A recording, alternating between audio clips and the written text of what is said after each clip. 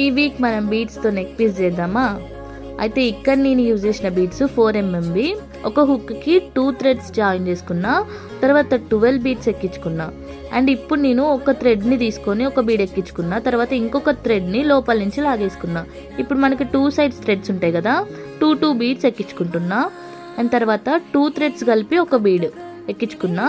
And ఇప్పుడు కొంచెం లోపలికి మర్చేసుకొని 2 సైడ్స్ 2 థ్రెడ్స్ని బయటికి లాగేసుకున్న తర్వాత ఇప్పుడు సేమ్ ఒక బీడు ఒక థ్రెడ్లోకి ఎక్కించుకొని ఇంకొక థ్రెడ్ని లోపల నుంచి లాగేసుకున్నా. ఒక ఫ్లవర్ రెడీ అయిపోయింది. సో ఇలాగా సేమ్ మన నెక్ లెంత్ ఎంత ఉందో అంత సైజులో మనం చేసేసుకుంటే మనకి నెక్ పీస్ రెడీ అయిపోయింది. అయితే నేను ఇక్కడ ఇచ్చే సజెషన్ ఏంటంటే ఇన్విజిబుల్ థ్రెడ్ ఉంటుంది, అది యూజ్ చేయండి. ఇలా వైట్ కలర్ది మాత్రం యూజ్ చేయకండి.